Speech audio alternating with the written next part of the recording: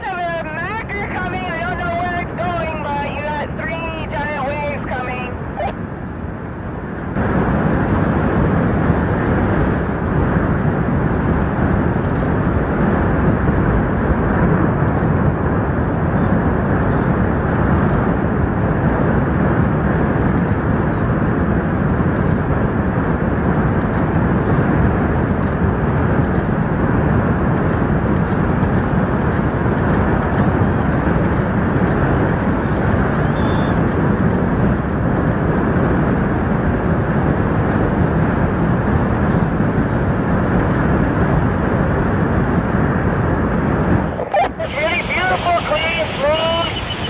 Just a really beautiful ride. It felt kind of big, but the only time it felt big is when I was kicking out and the whitewater hit me and it felt like a ton of bricks. And it was just a teeny little whitewater. Alô, alô, alô, Lula vencendo no primeiro turno. Uma onda muito forte, a melhor. Ó, aqui, isso aqui tá demais, tá demais. Vamos ver de novo aqui. Vamos ver aqui, olha só. O Lulão, ó, a onda Lula para vocês aqui, ó, diretamente de Nazaré. Isso aqui é Nazaré. Hã? Olha lá, o povo brasileiro surfando. Tá ali, fiz especialmente para vocês. Aqui, ó, tá com barulhão? Não tá não, né? Aqui. Que maravilha, o tamanho da onda Lula toma conta do Brasil! Brasil! Gente, é indisfarçável a minha felicidade. Eu até peço desculpas para quem não tá tão feliz assim quanto eu, porque afinal de contas é uma injustiça, né, que eu esteja tão feliz assim e vocês não. Mas eu espero que vocês também estejam felizes, né? Até os bolsominions de estimação que porventura aparecerem aqui, posso emprestar um pouco da minha felicidade para vocês, né? Enxuguem-se nas lágrimas, né? Nas próprias... Se tiver muita lágrima aí, viu, bolsominion? Se tiver muita lágrima aí, eu tenho um pano de prato aqui do Lula, ó, que pode dar um jeito para você. Tá vendo aqui? Tá aqui, pano de prato. Posso enxugar as suas lágrimas, não é verdade? Pessoal, fantástico. A gente sente não é só a pesquisa, né? Não é só a pesquisa. O clima, são as conversações, são as pessoas que se aproximam. Para vocês terem uma ideia, hoje, o Fernando Henrique Cardoso, né? Ele foi até engraçado. Deixa eu ler aqui a mensagem do Fernando Henrique. Começar com isso, né? Ele diz o seguinte: atenção, Fernando Henrique, abram alas. O Paulo Henrique Amorim chamava o Fernando Henrique de Farol de Alexandria, né? Farol de Alexandria. Então, que todos sigam o conselho do Fernando Henrique. Olha aqui o que ele diz, ó. Peço aos eleitores que votem no dia 2 de outubro em quem tem compromisso com o combate à pobreza e à desigualdade. Quem será? Defende direitos iguais para todos, independentemente da raça, gênero e orientação sexual. Quem será? Se orgulha da diversidade cultural da nação brasileira, valoriza a educação e a ciência e está empenhado na preservação de nosso patrimônio ambiental, no fortalecimento das instituições que asseguram nossas liberdades e no restabelecimento do papel histórico do Brasil no cenário internacional. Quem será que o FHC está apoiando para presidente da República? Quem atende por esses requisitos, né? Por essas qualidades, por esses adjetivos? É só coração hoje. O pessoal tá falando, tô com preguiça de digitar aqui, só coração. Aliás, hoje eu vi um comentário aqui no começo, eu vou passar no bate-papo aqui. Conde tá atrasado 30 segundos hoje. Realmente, 30. Às vezes eu atraso 20, mas nem o Jornal Nacional é tão pontual quanto o Condão da Massa aqui. Ô, pessoal, deixa eu ver aqui. Milton Kanashiro aqui, saudações a Belém do Pará. Ciro, brincadeira. Eu já vou Já vou falar do Ciro, tem aqui um negócio estranho para falar com o Ciro aqui. Aqui, o Samuel Ferraz dizendo, show de Lula no Ratinho. Gente, fiquei sabendo agora, não pude ver o Ratinho, que eu tava conversando com o Luiz Nassif aqui, fazendo uma live, né? Mas parece que o Lula deu um show lá, vocês viram? Conta pra mim, vai! Conta o que aconteceu lá, que eu não vi. Gente, parece que o Lula arrasou no Ratinho, né? Enrolou até o Ratinho. O Lula é impossível. É um cara, assim, perigoso, né? Ele seduz, né? Tiver pela frente dele ali, sabe? Imagina, o cara conquistou os carcereiros dele. Os 2 carcereiros do Lula são apaixonados pelo Lula. Por isso que o Sérgio Moro nunca foi lá na Polícia Federal senão o Sérgio Moro ia acabar, né, pedindo desculpa também, gostando do Lula e tudo mais. Você vê o que é inveja, né? Você vê por que o Ciro fica doido. Vocês assistiram? Contem trechos para mim. Eu sei que ele falou no Ratinho que o Ciro tá surtado, com razão, evidentemente, né? Entregou o Ciro, falou que o Ciro fica falando muito dos juros altos, e o Lula falou que quando o Ciro era ministro da Fazenda, os juros eram 55%. O que adianta o cara falar isso se a biografia dele não tem nenhum subsídio para isso, né? Aqui, o Jefferson Ferreira, sua felicidade contagia, a nação precisa dela. Surfa nessa onda. Adorei olha, a metáfora do surf da onda. Eu adoro, eu não sou surfista, nunca surfei, mas eu adoro ver o pessoal pegando onda aqui em Nazaré. Olha só, essa foto de Nazaré. O meu sonho é ir lá um dia conhecer Nazaré.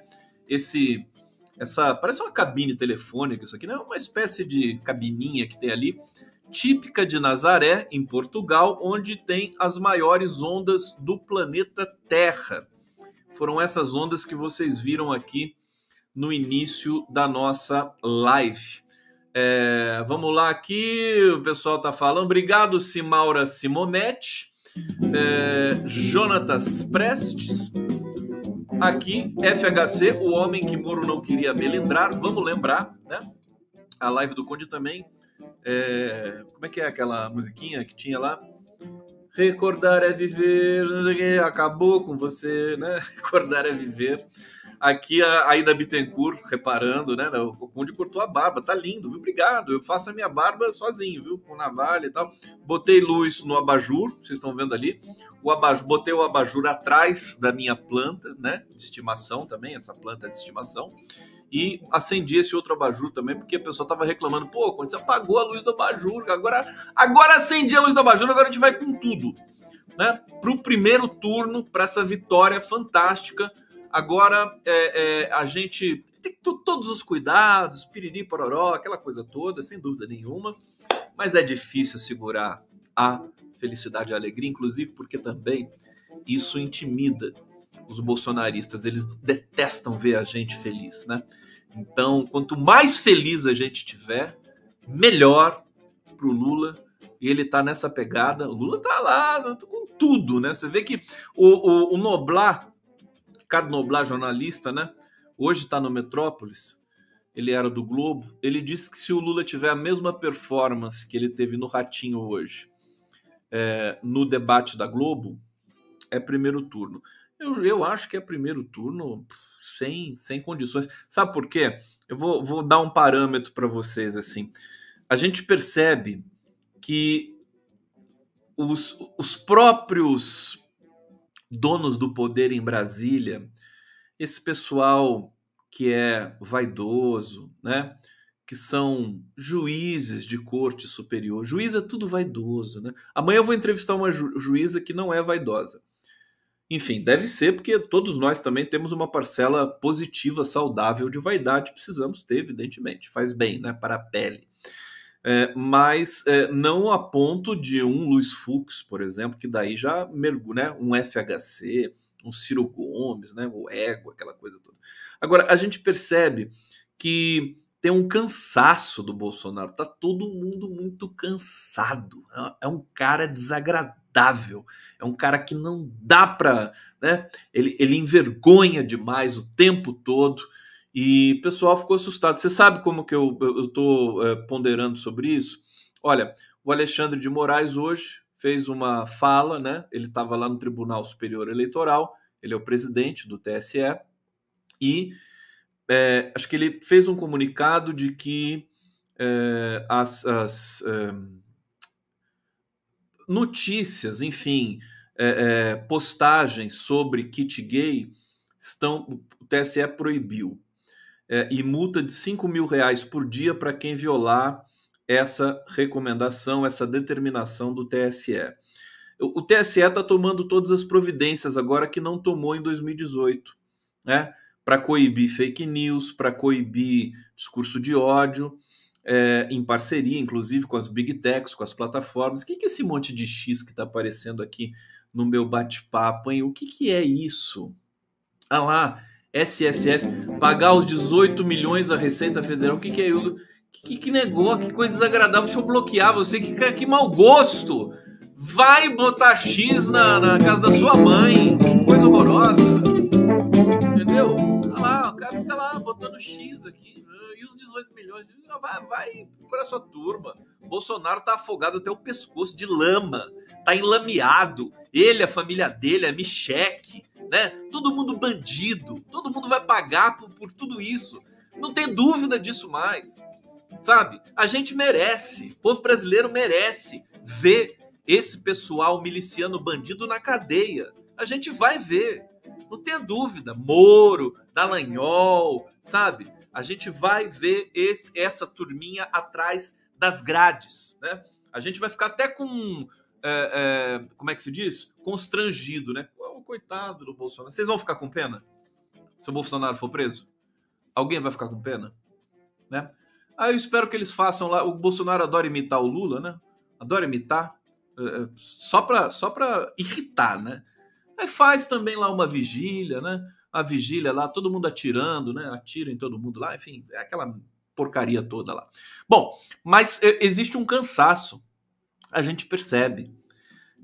O Alexandre de Moraes, né? Todo mundo assim querendo se ver livre logo do Bolsonaro para voltar, sabe? Voltar a sonhar, voltar a sentir tesão, voltar a amar, né? O pessoal tá cansado. Fato é esse, né? Os 30% que o Bolsonaro ainda tem, acho que vão reduzir ainda mais. Esse pessoal fanático que gosta de ser do contra, mas eles vão ter o que eles merecem, que é uma baita de uma derrota fragorosa para Luiz Inácio Lula da Silva. Tá bonita a campanha do Lula, ele tá fazendo as conversas, tá tendo na hora certa, tá tendo o timing certo, o apoio da Marina Silva foi assim, o apoio do Henrique Meirelles foi assim, o Lula não tem preconceito, ele conversa com os empresários do agronegócio, com os agroempresários, conversa com o banqueiro, conversa com o catador de papel, com o líder do sem terra, com o líder do sem teto, e de igual para igual com todos eles, né? O Lula é essa instituição moral, social desse país.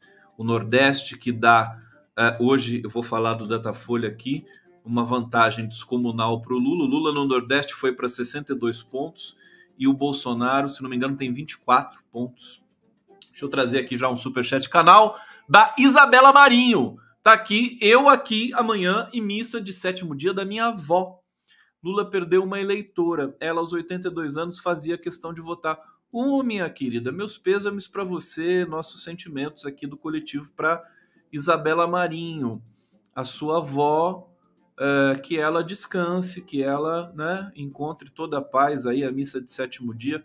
Sabe que eu fico muito feliz, eu recebo tanta mensagem, tem muitas vovós que me assistem aqui, ó, beijo para as vovós, elas são tão carinhosas, são tão, enfim, são lindas. E às vezes me mandam mensagens para o meu e-mail, que eu coloco aqui de vez em quando. Eu fico muito orgulhoso, muito feliz, né, delas estarem aqui e da gente poder ter essa diversidade aqui, porque aqui tem de 8 a 80 na minha live, né? Público masculino, feminino, LGBT, preto, Brasil inteiro, né? Então é muito bacana. Mas as vovós em especial têm um carinho especial. Eu já ganhei muito gorro de vovós que fazem ali no crochê, né? E mandam para mim. Super bacana isso. É o afeto, né? É o afeto, a gente ter o afeto de volta. Nós precisamos recuperar esse respeito pelo outro, pelo ser humano, pelo cidadão, pelo brasileiro, até para a gente também poder sentir o luto das perdas, né, dos 700 mil brasileiros que se foram em função, né, por causa de um genocida sentado na cadeira do Planalto. Aliás, hoje é estreia nacional do filme Eles Poderiam Estar Vivos, um filme que é dirigido pelos irmãos Mesquita, Lucas e Gabriel, que é um filme que tem o apoio do Grupo Prerrogativas. Eu tenho aqui o trailer, o filme na íntegra. Nós vamos passar para vocês esse filme na live de sábado do Prerrogativas, tá? 11h30 da manhã, vocês vão assistir, primeiríssima mão, esse filme Eles Poderiam Estar Vivos, que é um documentário sobre a pandemia no Brasil, sobre os desmandos, sobre as violências, sobre a corrupção que ocorreu, com depoimentos de especialistas, de pessoas, enfim, ligadas à saúde no Brasil. Eu vi hoje um trechinho, tá lá o Arthur Quioro, tá lá o Alexandre Padilha, tá lá aquele grande... É um professor de educação física que começou, Pedro Halal, começou a escrever na Folha de São Paulo, professor da Universidade Federal de Bagé. É um cara sensacional, já entrevistei ele aqui. E, enfim, é um filme fantástico. Vocês vão ver o trailer, daqui a pouco eu vou colocar para vocês aqui. Vamos lá! Então, assim, só para concluir, gente, tem um cansaço, eu vejo todo mundo assim. É evidente que para muitos deles o Lula não é a figura ideal, porque eles gostariam de ter uma espécie de Temer, um governo que fosse fraco, né? Um governo que não fosse soberano, autêntico, corajoso para enfrentar privilégios, né? Mas não teve jeito. Eu estava falando hoje com o Nassif o seguinte, quer dizer, a história jogou no colo do Lula a responsabilidade para o Brasil se pacificar e retomar o curso da história e retomar os protocolos democráticos, né? Até os empresários, até o Fernando Henrique, os empresários brancos, cheios do dinheiro, né? Eles precisam apoiar Lula. É isso, é Pelotas, desculpa. Eloy Fabiano tá me corrigindo aqui, não é Bagé a faculdade. Pelotas, Bagé é quase a mesma coisa, né? Não, tô brincando. É a faculdade de Pelotas, que o Pedro Halal é professor. Onde Pedro Halal, acho que ele era até reitor, né? Ele tinha um cargo lá administrativo também na Faculdade Federal de Pelotas. Então, é incrível. Esse o Lula é o pé quente, né? Ele tem muita, além de tudo. Por que ele tem essa sorte? Porque ele é um cara de fibra, né? E ele é legitimamente um político popular, né? Um político que é amado. Não é pecado o político ser amado pelo seu povo. Em geral, os intelectuais torcem o nariz, né? Ah, isso é populista, essa coisa do povo amar o político. Eles acham que é tudo demagogia. Não é assim, não é sempre assim, viu, meu caras pálidas?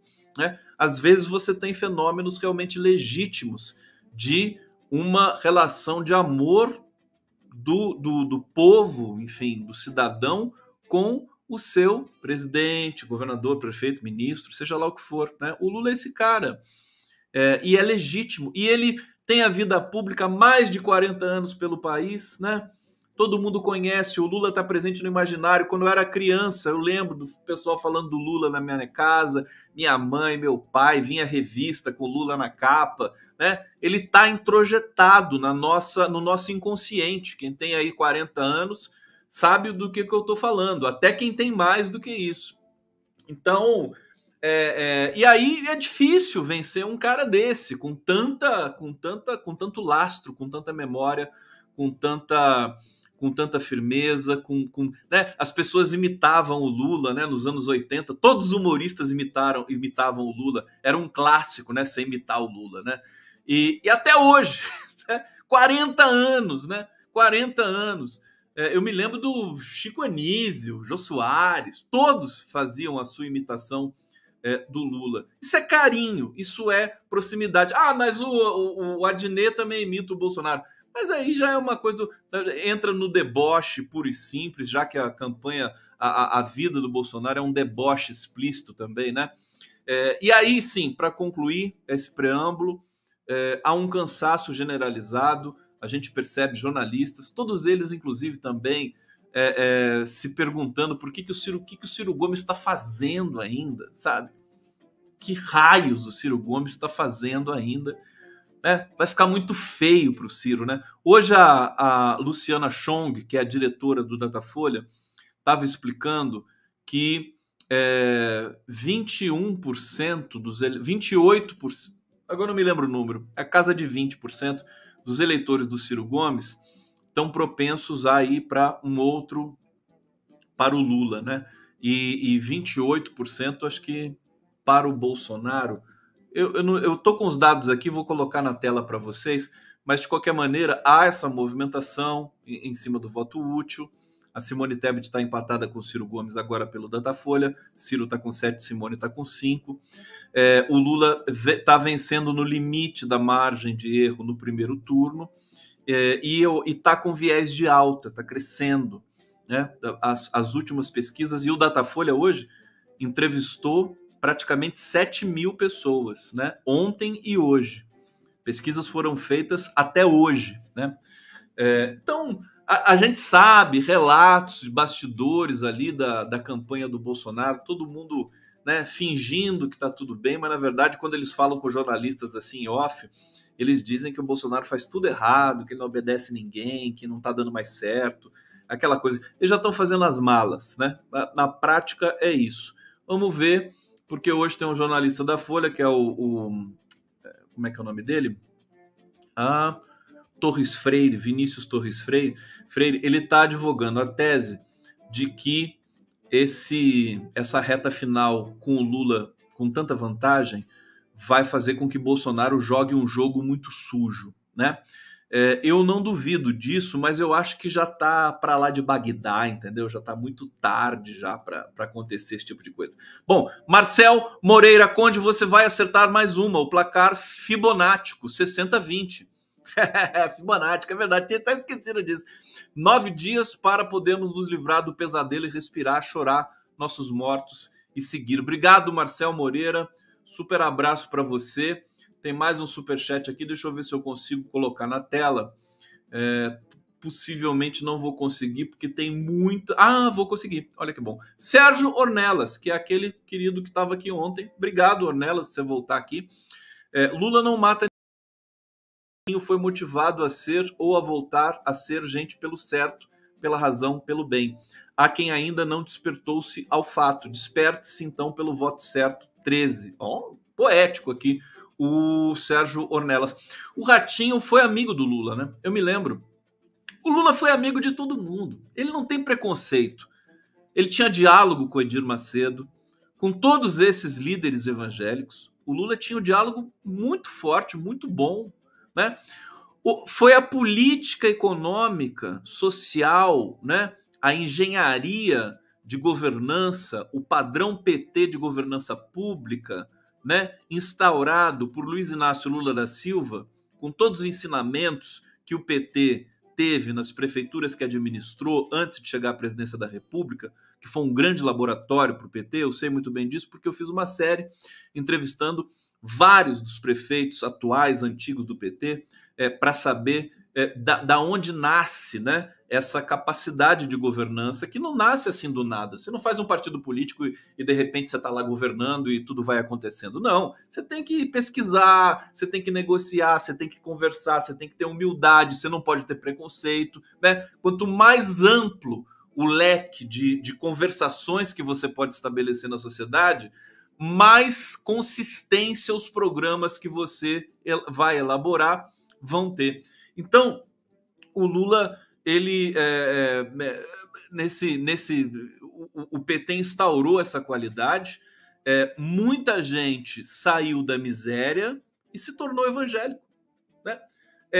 No período, exatamente nos governos Lula e Dilma, né? Primeiro governo Dilma, que as igrejas evangélicas se tornam muito fortes no Brasil, muito poderosas, até porque o dízimo também vai aumentando. O cara tá lá, o fiel, ele tem um trabalho, começa a ganhar bem, começa a comer picanha, começa a ir pra praia, né? Compra o carro do ano, o cara começa a evoluir na vida de maneira assim, quase que surpreendente.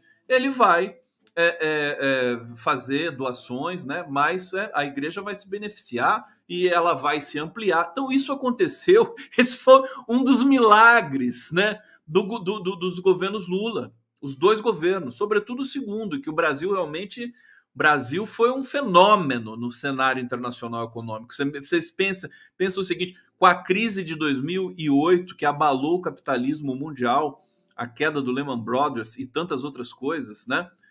No entorno, né? Quantos trilhões, né? Os Estados Unidos tiveram de despejar, assim, de uma vez, $1 trilhão para não provocar um efeito cascata, um efeito dominó de quebra de bancos nos Estados Unidos, a questão do subprime, e a União Europeia a mesma coisa. Há muitos especialistas que dizem que os valores foram muito mais altos do que esses 2 trilhões, 1 trilhão nos Estados Unidos, 1 trilhão na União Europeia. O Lula fez o Brasil ficar mais forte ainda, né? Trouxe as pessoas só com o discurso. Olha como esse cara é ninja, né? Só com o discurso, evidentemente com medidas também, mas sobretudo o discurso, a fala, comprem, vamos deixar a economia aquecida, né? Não vamos ficar guardando dinheiro. Você sabe qual é que é o grande problema da classe média alta e da faixa mais abastada da pirâmide social de qualquer país, mas em especial do Brasil? Os ricos, né, os remediados, eles represam dinheiro, eles são acumuladores compulsivos. Vocês já viram aquele programa que passa, acho que na Discovery Channel, né? Acumuladores compulsivos. O cara lá, ele coleciona, né, tampinha de garrafa, né? A casa dele cheia, né? A mulher coleciona passarinho morto. É aquela coisa horrorosa. Mas essas elites brasileiras, o que eles colecionam? Patrimônio. Então eles represam o dinheiro. É aquele mesmo fenômeno, sabe aquele fenômeno da moeda? As moedas de repente desaparecem do mercado porque as pessoas colocam no cofrinho, né? Mas moeda é para você, né? É para você circular, é para ter troco, né? Não é para você acumular, guardar no cofrinho. Então, a diferença é que essas elites brasileiras, eles acumulam patrimônio, dinheiro, eles represam, seguram o dinheiro. E aí o dinheiro fica represado, não produz emprego, não produz riqueza, só rende os jurozinhos que eles aplicam lá no CDB, nos bancos e tudo mais. É uma loucura. Então, isso é cultural. A gente precisa também quebrar essas práticas tão atrasadas, né, do represamento do capital, né? Isso tá nos fundamentos básicos aí do marxismo, né? E precisa, agora a gente precisa dar um jeito nisso, até porque o dinheiro está se tornando cada vez mais virtual, né? Todo mundo faz tudo pelo Pix, né? Tudo pelo celular. O Brasil ele é pioneiro nessa questão do Pix. Outro dia eu estava falando aqui, se o Lula souber aproveitar isso, e vai saber, porque ele está bem assessorado de economistas e de gente que lida com fenômenos, enfim, sociais, né, de massa, pensadores, sociólogos, né? Porque tem que ter isso num governo, né? Um governo não pode só ter economista. Aí, viu, Lula? Presta atenção, Lula! Ô, Lula, você tá aí me vendo? Ó, seguinte, viu? Presta atenção, viu? Vou explicar de novo, não, para você. Não pode ter só economista, engenheiro, essas coisas, tá? Né? Sindicalista. Tem que ter linguista, tem que ter sociólogo, filósofo, tem que ter especialista em todas as áreas. Para vocês terem uma ideia, um dos quadros mais aclamados do PT, ela é minha amiga, conversamos aqui algumas vezes, atende pelo nome de Ana Estela Haddad. Ana Estela Haddad, professora de odontologia da USP. Ana Estela Haddad, onde ela coloca a mão, vira ouro, né? No sentido simbólico, né? A Faculdade de Odontologia da USP é uma das melhores do mundo. Uma vez eu perguntei isso para o Luiz Nassif, que também é amigo da Ana Estela. Eu disse, é a Anistela Haddad, é o trabalho dela. É claro que é um trabalho coletivo, tem muita gente e tudo mais, mas a Anistela, inclusive, ela foi uma das... Ela que idealizou o ProUni, praticamente. Isso aí é público e notório, né? O Haddad, enfim, merece todas as nossas loas em função do trabalho extraordinário que ele fez no Ministério da Educação, mas a ideia do ProUni foi da Anistela Haddad, com muita pesquisa, com muita insistência. Ela trabalhava lá, estava ali no gabinete do... Acho que no gabinete do Tarso Genro. Então, essa capacidade, o tesão de administrar, porque precisa ter tesão para administrar, precisa ter várias vozes, precisa ter esportista, linguista, não é só economista. E o Lula sabe disso. O Lula sabe muito bem que não é só economista. Sabe tanto que os economistas que estão ali com o Lula, com o Mercadante, na Perseu Abramo, se reunindo, pariri, pororó, né? Parece que foram mais de 50, ou sei lá, 200. Eles são economistas com lastro intelectual também para outras coisas. Então, o economista precisa saber de sociologia, precisa saber um pouco de cada coisa, né? Diria eu também de ciência da linguagem, quem sabe de direito, né? Para poder implementar programas realmente com consistência e com firmeza. Bom, deixa eu respirar um pouquinho aqui. Live do Conde! Tá aqui Ana Elisa Morelli. Tá aqui, tá dizendo aqui em 2007, passagem de São José do Rio Preto para Salvador, ida.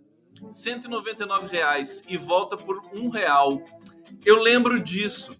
Eu me lembro, Ana Elisa Morelli, passagem aérea, né? Vocês se lembram disso? Às vezes tinha promoção de R$50. R$50. Essa de 199 já era mais cara. Você pagava, sei lá, para ir para, sei lá, Porto Seguro, né? Porto Seguro não, né? Mais capitais assim, né? Curitiba, São Paulo, alguma coisa assim. E pagava R$1 de volta. Mas vamos dizer que seja o 199. Quanto que tá a passagem de avião hoje no Brasil? Uma loucura. Pessoas voltaram a viajar de ônibus no Brasil. É isso que acontece. Obrigado, Ana Elisa. Um beijo para você, queridona. Deixa eu ver se tem mais uma aqui. Olha, a Marina Telles está dizendo aqui, o gado está negando completamente a realidade. Antes as fake news arrebanhavam nossas cabeças de gado.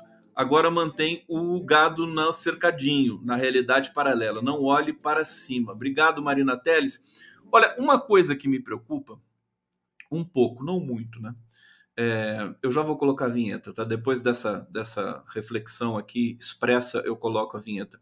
Uma coisa que me preocupa é assim, esses bolsonaristas, eu acho que eles acreditam mesmo que o Bolsonaro vai ganhar no primeiro turno, né? Eles estão dizendo, primeiro, às vezes aparece aqui no bate-papo, né? Bolsonaro no primeiro turno, quer dizer, Bolsonaro na cadeia, né, do primeiro turno, né? Só se for isso, né? Sem condições, né? Datafolha hoje, né? Pesquisa com 7 mil pessoas, sabe? 40 é impossível, né? Impossível. 47 pontos para o Lula, 33 para o Bolsonaro. Tá lá encardido ali, daqui a pouco o Ciro Gomes passa o Bolsonaro. Deus me livre, né? Também não sei o que é pior, né? Ciro Gomes ou Bolsonaro.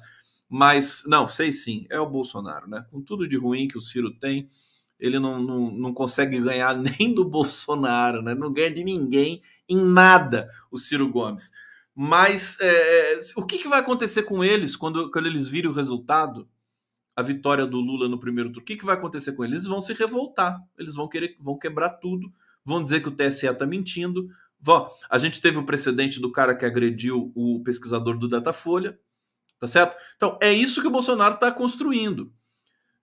Ele está fazendo com que os seus eleitores não aceitem o resultado. Já não é mais uma questão de golpe dos militares, né? É bom a gente abrir o olho para isso, viu? É bom o Alexandre de Moraes estar muito atento para isso, porque pode acabar numa guerra civil nesse país aqui, porque os eleitores do Bolsonaro, eles estão acreditando que o Bolsonaro vai ganhar no primeiro turno. Só isso. Quando chegar o resultado de que o Lula venceu no primeiro turno, o que eles vão fazer? Eles vão aceitar? Então o problema é esse. Como é que vai pacificar essa galera, que é uma galera com tendências à violência, né? Vamos ver. Aí vai precisar de ordem, né? Aí vai precisar da lei e da ordem. vai precisar da PM, né? Olha aqui um cidadão de esquerda dizendo que vai precisar da PM, quer dizer, porque se esses caras bolsonaristas, né, decidirem alucinar, né, dizendo que o TSE fraudou as eleições e saírem quebrando tudo por aí, vão ter que prender esses caras.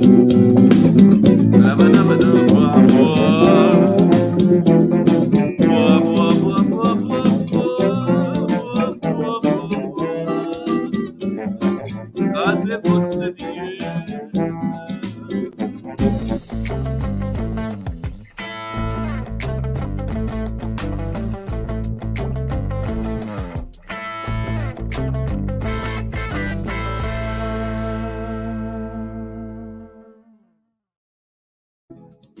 Aí, cantem comigo assim, né? Cantem. Então, boa, boa, boa, boa, boa, boa, boa, boa, boa, boa, boa, boa.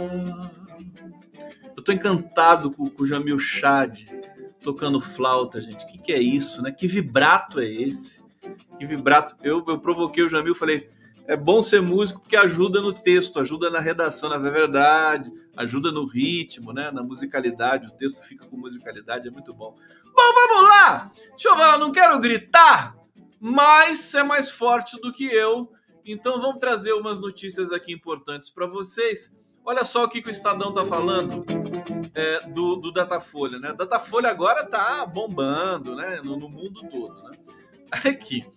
O Estadão, Datafolha sem grandes novidades, expõe fracasso das balas de prata do verme, do pestilento, né? Há poucos dias do pleito, não se pode dizer que Bolsonaro não tentou alavancar votos. Olha, Bolsonaro fez de tudo! De tudo! De tudo! O cara, sabe, colocou, comprou o Congresso, fez o pacote de bondades ilegal, criminoso, na base do bilhão, né? Derrubou o preço da gasolina na canetada, né? Basicamente uma corrupção de governança, né? Não pode nem usar o nome de governança. Agora o gás caiu de novo, né? Hoje virou hashtag, né? Lula subiu, o gás caiu. O gás caiu de novo hoje. Baixaram o preço do gás. É mole? Auxílio Brasil, R$600, né? Viagem paga com o nosso dinheiro para o Reino Unido para fazer proselitismo no enterro da Rainha Elizabeth, né? Um discurso nojento, eleitoreiro ali naquele palco da ONU, cheio de ardósia lá, que eu vou te contar, a ONU precisa mudar aquele palco lá, viu?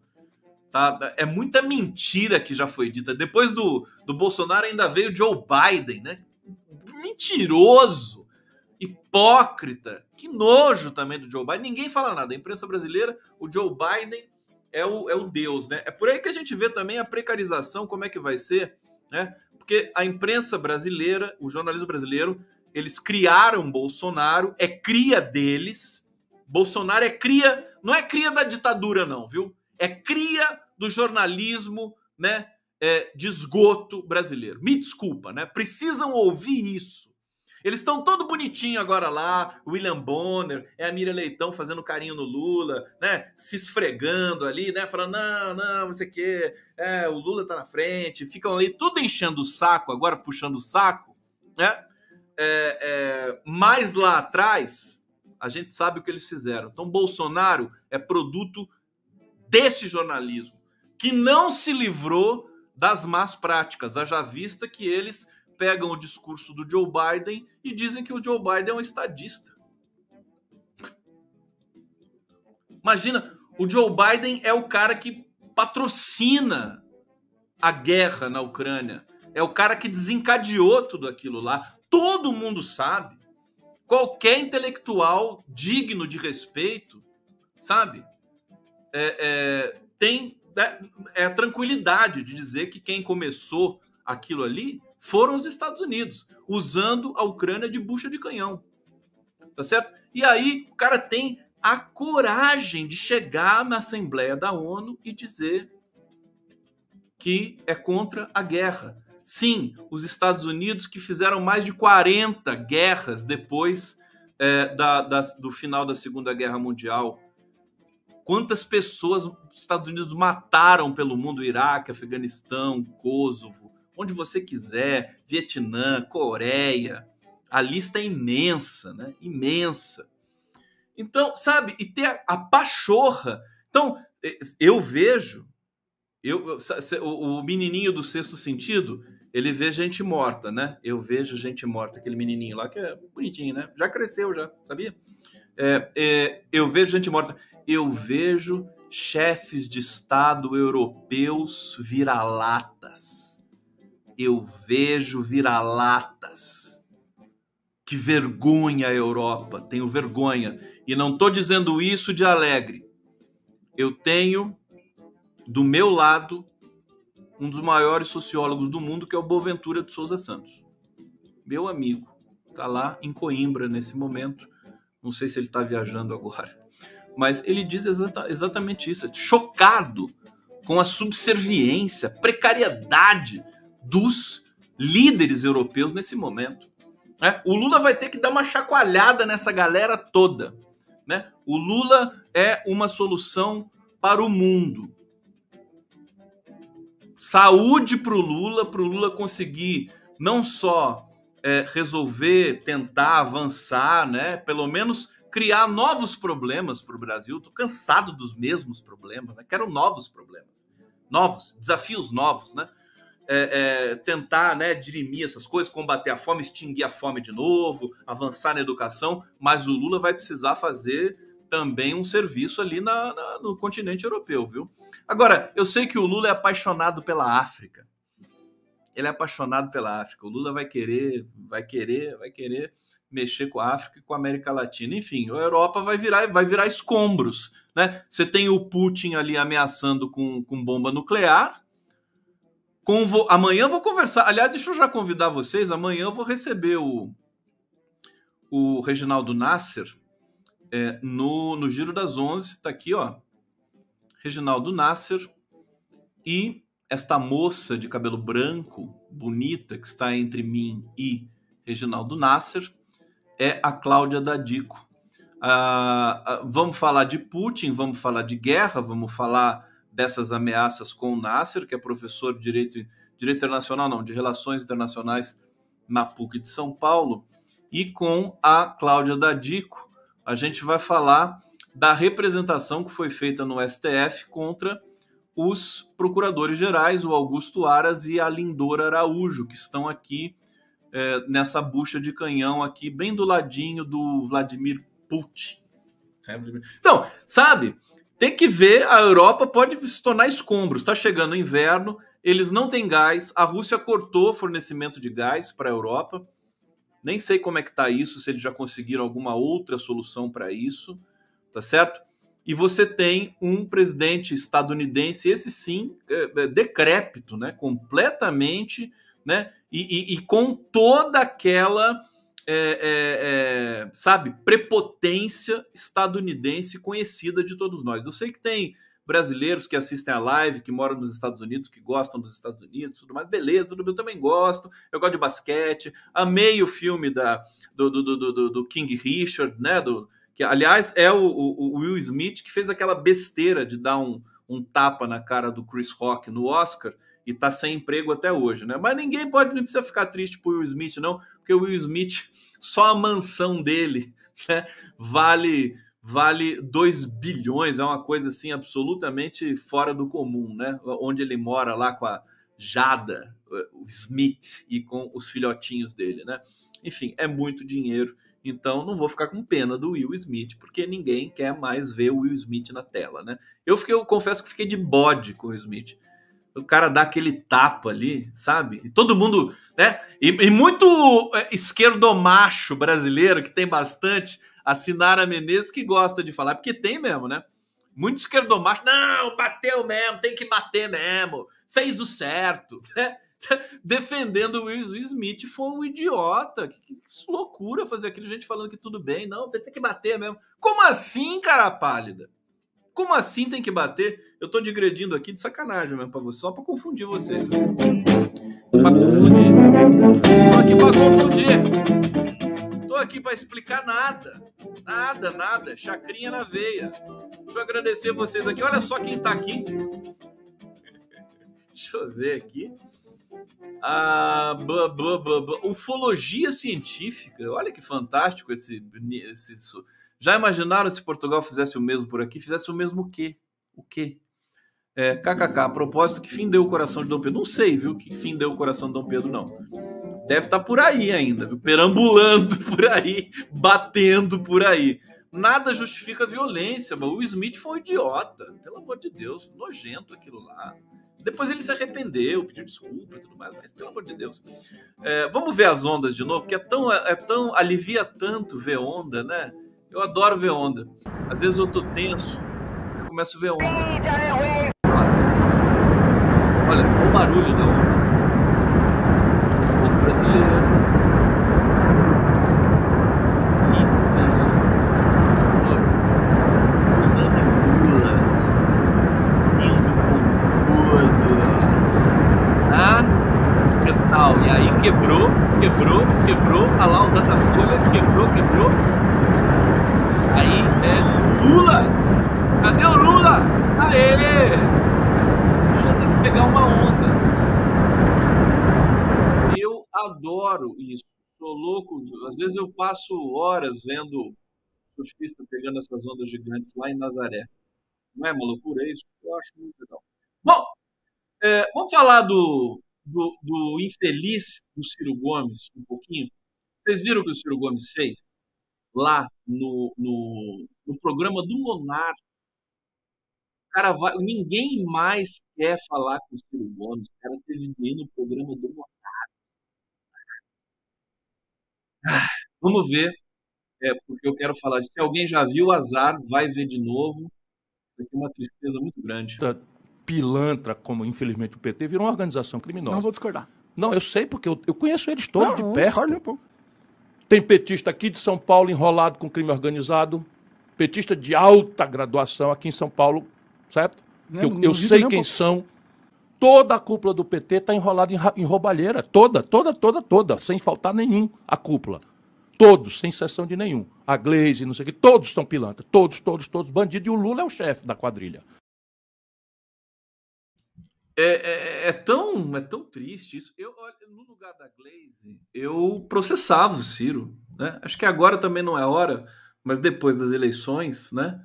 O Ciro precisa... Ele já é processado por 500... Todo mundo processa o Ciro, porque o Ciro insultou todo mundo nesse país, né? Mas essa fala dele, do desprezo que ele tem pelo Lula, o desprezo que ele tem pelo PT, que coisa nojenta, sabe? Ciro Gomes, enfim, os eleitores estão saindo, né? Ele caiu nas urnas. Vamos ver um pouco aqui. Eu nem acabei me empolgando aqui com vocês e acabei não mostrando os indicadores do Datafolha. Vamos ver alguns, pelo menos, porque vale a pena, gente. Olha só. Deixa eu colocar aqui, deixa eu preparar bonitinho para vocês aqui, porque aqui o Condão é profissional, na primeira linha, faço tudo aqui. Tá aqui para vocês, aqui, olha só. Esse é o primeiro número. Vocês querem ver que bonitinho aqui uma coisa? Ó, eu faço assim, aí a setinha anda. Ah, graça. Olha só. O Lula, em agosto, tinha 47. Ó o Lula rindo aqui, ó. 45, 45, 45, 47. Bolsonaro tá lá na faixa dos 33. Isso aqui é estimulada. Aqui, feminino, sexo feminino. Olha como o Lula tá bem, ele cresceu. Tentem olhar só as setinhas para eu conseguir ir rápido aqui, para a gente ver bastante dado. Sexo masculino tá aqui estabilizado, o Lula na frente. De 16 a 24 anos, os jovens, olha como o Lula saltou, né? Do começo de setembro para cá, subiu 8 pontos. De 46 foi para 54 e o Bolsonaro despencou de 32 para 24. Juventude, como diz o Tom Zé, eu sofro de juventude. 25 a 34 anos, o Lula também subiu, mas tá mais apertado ali. Olha, 35 a 44 anos, está estabilizado, Bolsonaro subiu um pouquinho. 45-59, Lula também distanciando do Ciro. 60 anos ou mais, apertando um pouquinho mais o Lula na frente. Renda familiar até 2 mínimos, o Lula bem na frente. Aqui de 2 a 5 mínimos, teve aqui uma inversão, Bolsonaro passou na frente. Provavelmente é um efeito da queda do preço da gasolina, né? Aqui, bem em setembro, demorou, mas o efeito chegou, né? Esperamos que ele fique estagnado aqui. De 5 a 10 salários mínimos, o Bolsonaro crescendo. Você vê que as pessoas que têm dinheiro nesse país são todas idiotas, né? Infames. Todas não, né? 35% tem vergonha na cara e um pouco de caráter. Mais de 10 salários mínimos também. Olha só o Bolsonaro crescendo para 45 pontos aqui, né? Eles não querem Lula, porque Lula é soberania. Lula é independência. Lula é o povo com direito a comer, né? A se entreter, a cultura. Por isso que eles não querem, eles não gostam disso. A elite brasileira detesta o Brasil. Aqui, centro-oeste, o Bolsonaro está na frente, mas já esteve mais, né? Nordeste, olha só o Nordeste, que maravilha. Por isso que eu amo o Nordeste, né? 62 pontos Lula, 24 Bolsonaro. Região Norte, o Lula na frente, o Bolsonaro caiu. Sudeste está ali apertado, uma disputa apertada, mas o Lula continua na frente. E a região Sul, o Lula virou para cima do Bolsonaro, agora está com 40 pontos, é um empate técnico, mas é uma notícia muito boa. Olha a religião católica, o Lula com 53% na frente. Vamos lá, rapidinho. Evangélica, Bolsonaro 50, 32. Não é tão feio assim, acho que o Lula pode recuperar nessa reta final. Não tem religião sem religião. Olha como o Lula lidera entre ateus, agnósticos, né? É fantástico isso aqui, né? Puxa vida, que orgulho do povo brasileiro também em alguns momentos, viu? Outras religiões, Lula lidera também com uma vantagem boa. Escolaridade. Tá, aqui não tem fim, né, gente? Eu vou parar porque eu sei que vocês, enfim, estão sabendo já de muitas coisas, mas o interessante é eu fazer uma síntese para vocês, né? E a síntese é essa.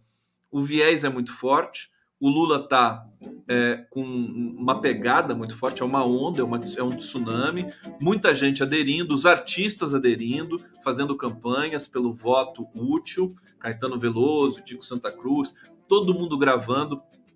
Amanhã eu vou entrevistar a Lia Schuckmann numa live especial para falar do documento de Judias e Judeus pela Democracia em apoio à vitória de Lula no primeiro turno. A partir das 20 horas amanhã, né? 20 horas. E às 17h30 eu converso com o meu queridíssimo Fernando Horta, vai pegar fogo amanhã. Aguardo todos vocês lá. Mais uma vez, reiterando que no sábado a gente vai programar o documentário dos irmãos Mesquita. Eles poderiam estar vivos, sobre a pandemia no Brasil, no horário da live do Prerrogativas. Deixa eu ver o que mais que eu tenho que avisar vocês aqui. Deixa eu colocar na tela para fazer o convite aqui formal, bonitinho para vocês. É aqui, ó. Marcelo Semiazat e Lia Schuckmann são 2 signatários do documento de Judias e Judeus pela Democracia em apoio a Lula no primeiro turno. O documento foi assinado por mais de 1.000 judeus e judias e judeus. Muitos vão mandar vídeos para a gente passar e para reforçar esse testemunho e essa necessidade, né? É muito representativo. Então, muita gente se agregando a Lula nesse momento, muita gente se sentindo agora sim autorizada, há 10 dias das eleições, daqui a pouco serão 9, para realmente não permitir que o Brasil corra riscos, né? O segundo turno se tornou um risco, embora eu acredite que Lula ganhe tanto no primeiro quanto no segundo, e isso tudo, todas as pesquisas apontam para isso, mas ganhar no primeiro turno teria um gosto muito especial para a gente, seria muito importante, até do ponto de vista estratégico, para a gente poder se organizar com mais aceleração, né? Não ter de esperar mais 3 semanas para começar a preparar um novo governo. Deixa eu ver aqui o que mais que eu trouxe para vocês. Olha só essa notícia emblemática aqui, né? Ciro é abraçado por direitistas após subir o tom contra Lula. Foi defendido por Sérgio Moro. Ciro Gomes foi defendido por Sérgio Moro, MBL e Danilo Gentili. Olha que beleza. O ex-juiz Sérgio Moro, que já foi ameaçado de ser recebido a bala por Ciro Gomes, né? Publicou que as críticas de lulistas a ele são mais uma demonstração da natureza totalitária do PT. Coordenador da campanha de Vinícius Poit, do Novo, Partido Novo, o ex-tucano e ex-bolsonarista Chico Graziano compartilhou declaração em que Ciro diz que a cúpula do PT está enrolada em roubalheira. Olha lá, Chico Graziano. Que beleza, né?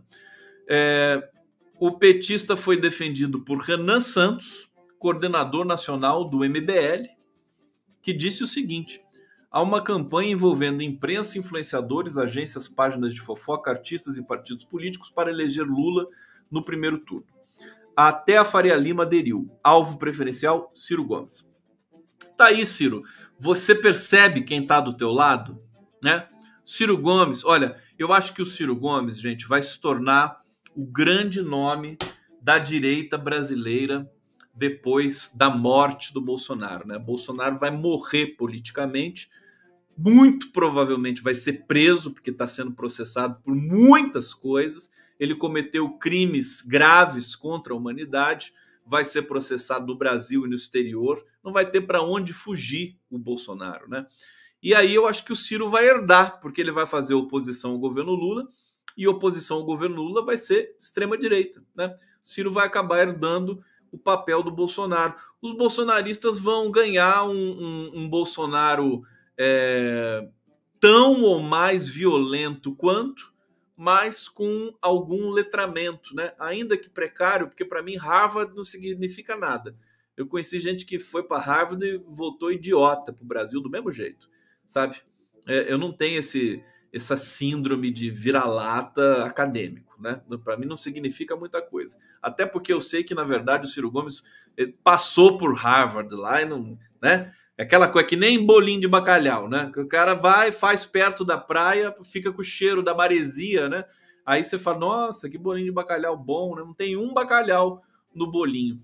Deixa eu ver aqui que apareceu um negócio aqui para mim, meu Deus do céu. O que é isso? Ô, povo, é isso, tá? Eu vou deixando vocês aí em boas mãos. Durmam bem, sejam felizes. Datafolha no travesseiro, né? Foi muito positivo mesmo.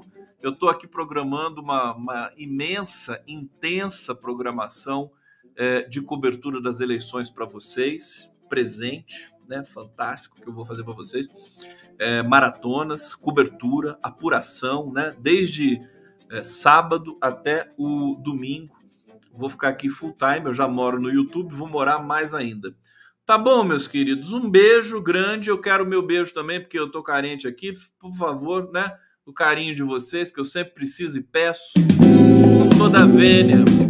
E a gente se vê amanhã.